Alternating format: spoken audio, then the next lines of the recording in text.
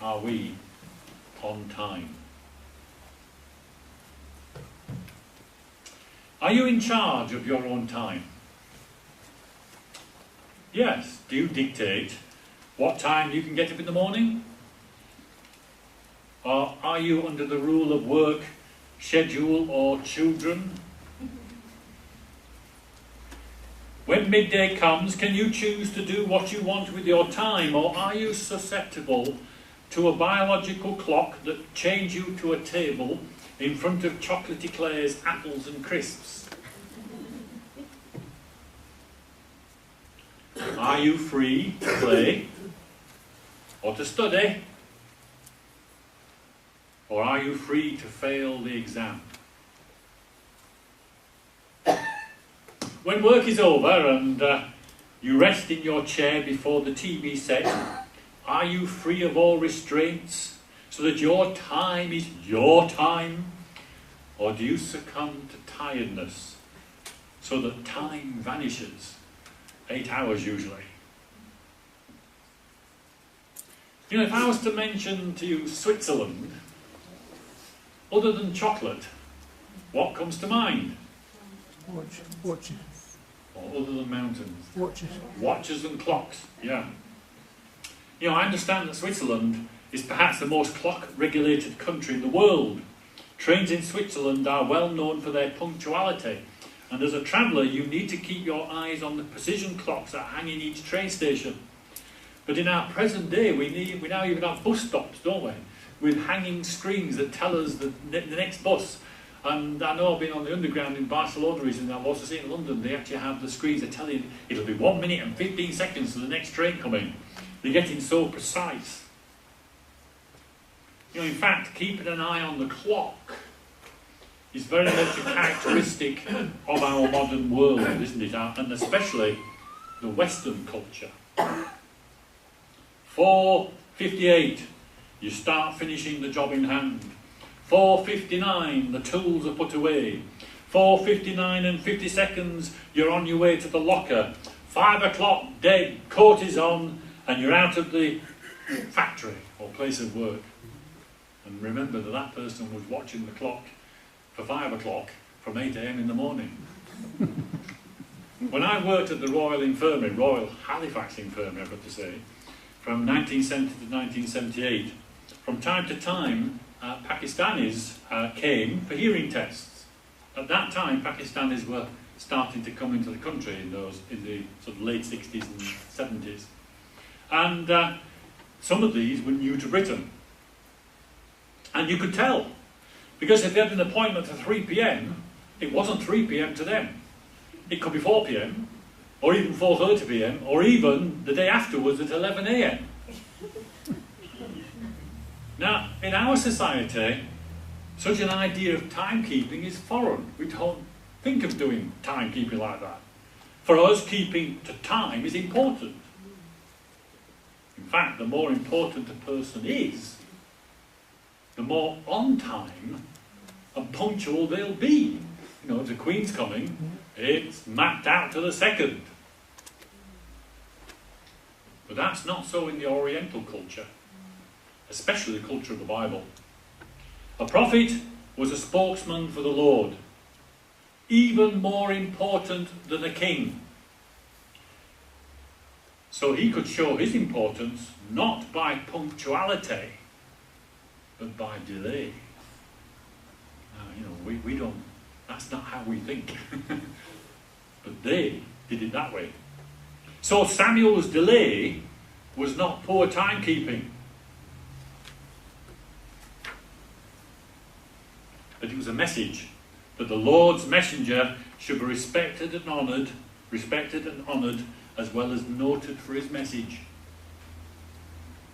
In other words, masters are not to have their schedule controlled by their servants, but the master chooses and sets his own time. And it's the same with Jesus. He, or rather the Father, has set a time for his coming. We don't know when it will be, but it does seem late to us, doesn't it? But that's how we view it, of course.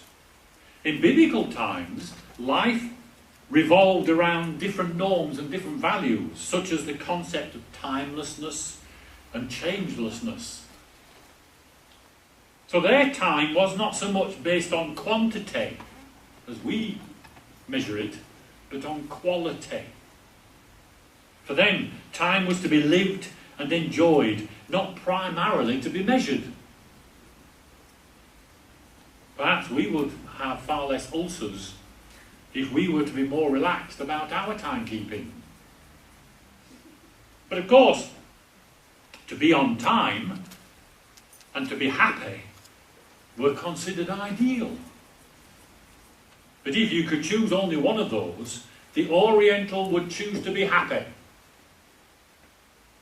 Better to arrive than to arrive on time. Happy. And I think we can appreciate that. So often, so many of us, we are late because we were not ready.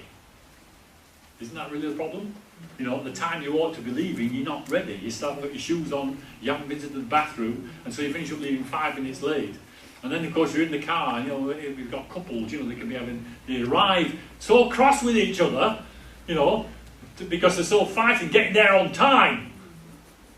And they're happy at all. And sometimes we're not happy with ourselves, right, because we're late. Another aspect of their culture was the emphasis on, is it going to happen? Is it going to happen? Not, or rather than, when is it going to happen? Which is the one we tend to focus on? The when. And of course, when in reference to time, right, when it happened didn't matter to them so much as long as it was certain to happen. Look in the book of Judges, chapter 5 and verse 28. Judges 5, verse 28.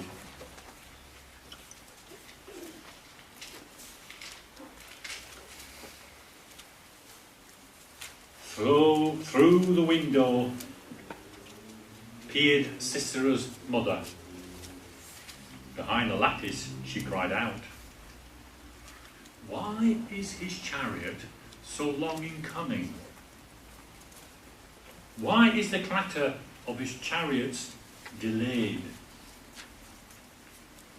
This is a little text to do with a completely different thing, but it's indicating there's an uncertainty about an arrival time, isn't it? Why? Where? Why is it delayed? What's wrong? But then look at Habakkuk, if you can find it. That's one of those little ones at the end of the Old Testament. The 2nd chapter, verse 3. Habakkuk chapter 2, verse 3.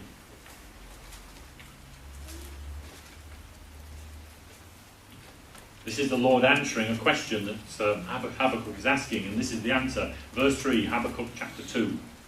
"For the revelation awaits an appointed time. It speaks of the end and will not prove false. Though it linger, wait for it. It will certainly come and will not delay." That sounds contradictory, doesn't it? Though it linger, but it won't delay. Take as well Matthew 25. You've got the parable there in Matthew 25 of the 5 wise and the 5 foolish what? Virgins, yeah. They waited the coming of who? The bridegroom. It just shows how the culture is different. We always wait the bride, don't we? They'll wait for the groom, okay? And the bridegroom is what? Delayed. I mean, in our culture, it's always the bride that's delayed. Right? But again, it comes back to, your spouse is late for something, you made an arrangement, they're late, you expected them. Don't you get annoyed? And you start to blame them or something or other, and you worry. you know, when you read this story about this parable about these people waiting, they're not anxious, they're not worried. It's delayed.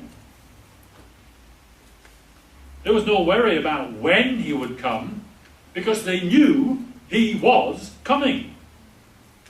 His appearance was certain to happen. Their waiting wasn't a burden to them. In fact, the opposite was true, because the delay produced a greater degree of excitement and expectation. I mean, they just fell asleep. They were not that worried. And you know, no important wedding takes place without an extended delay in the arrival of the groom.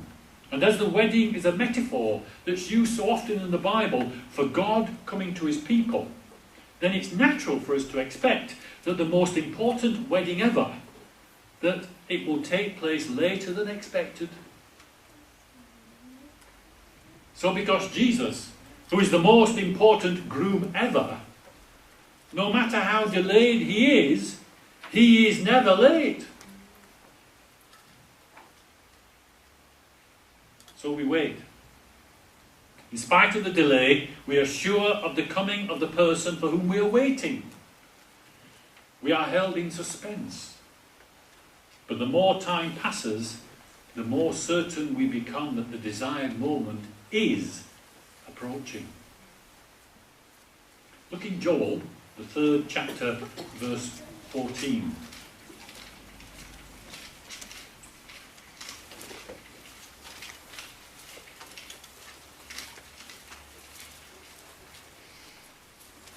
Multitudes, multitudes in the valley of decision. For the day of the Lord is near in the valley of decision. Is near. This underscores the certainty of the coming, as does the phrase, is at the door. Jesus' own replies to his disciples in Matthew 24, verse 3, about when all this will happen, is at the door. What will be the sign of your coming and the end of the age? Jesus didn't deal with chronology. He didn't start going down with prophecies to 1844 or to 1914 or the year 2000 or whatever, but he looked instead at the signs that underscore the certainty of the coming, his coming. You know, the Jewish rabbis taught that the Messiah would come when all Israel kept all 318 laws perfectly. Now, if that's true, do we, as Seventh-day Adventists, keep all our 28 fundamental beliefs perfectly? Do we keep all the 10 volumes of the testimonies? You know, in our day we hear Christ will come when the gospel is preached in every country of the world. And you know, these may encourage us to hasten his coming, but we shouldn't forget our Lord reserves the right to come in his own good time. And that time is not in focus in the Bible. The Bible's emphasis is on preparedness. That's where the emphasis in the Bible is, not the time as a date and an hour and a minute and a second. For some of us who complain if you came a second late. Right? It's on preparedness. And in fact, in the Oriental culture gave much time for preparation and being ready. Peter had this in mind when he admonished the first century believers in 2 Peter chapter 3 and verses 8 to 10. 2 Peter chapter 3 and verses 8 to 10. You know this very well. Don't forget this one thing, dear friends, with the Lord. A day is like 1,000 years, and 1,000 years are like a day. The Lord isn't slow in his keeping his promise, as some understand slowness, but he's patient with you, not wanting anyone to perish, but everyone to come to repentance. But the day of the Lord will come like a thief, and the heavens will disappear like with a roar, and the elements will be destroyed by fire, and the earth and everything in it will be laid bare. And in the same way, so too did Jesus in Matthew 24 verse 4 when he said, therefore keep watch, because you do not know on what day your Lord will come. Keep watch. So there can be no doubt that he will come. The signs around us point in the direction of absolute certainty. Our message is not to be centered on time, but to be centered on Christ and on Christ's message. We are not to live, Ellen White says in Selected Messages, upon time excitement. They, Christ's followers, are to watch, wait, pray, and work as they approach the time for the coming of the Lord.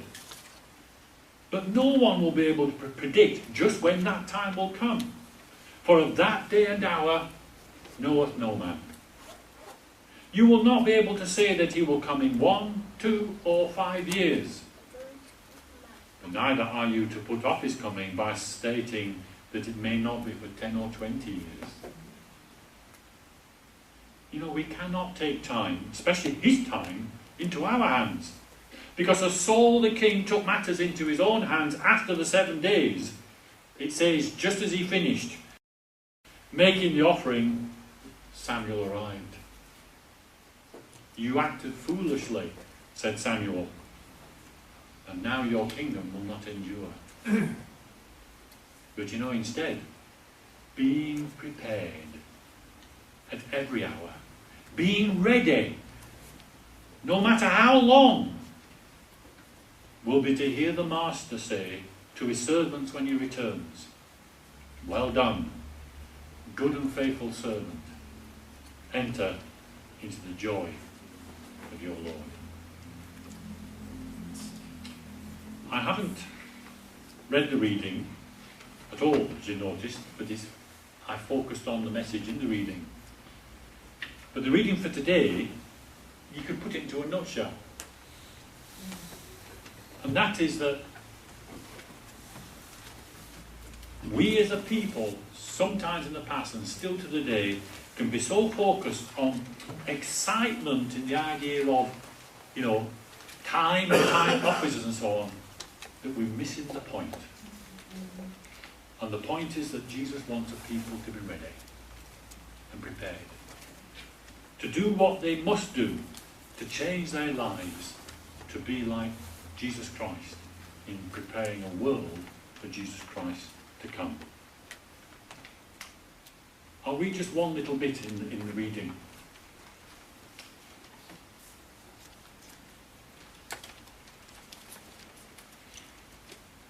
I'll get the right day first of all. I'm looking at it thinking that doesn't look at all right.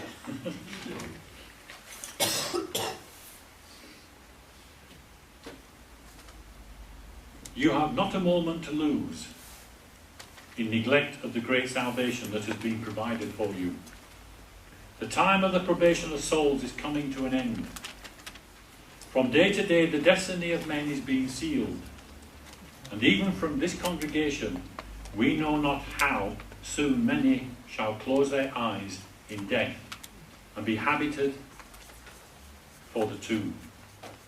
We should now consider that our life is swiftly passing away, that we are not safe one moment until our life is hid with Christ in God. We are to give ourselves to God, that we may be emptied of self, emptied of envy, jealousy, evil surmising, strife, everything that shall be dishonouring to God. And it is our work today to yield ourselves to Christ, that we may be fitted for the time of refreshing from the presence of the Lord. Fitted for the baptism of the Holy Spirit. Let's spend some time in prayer. It's the closing today of our week of prayer, our annual week of prayer. And I was thinking probably what would be nice to do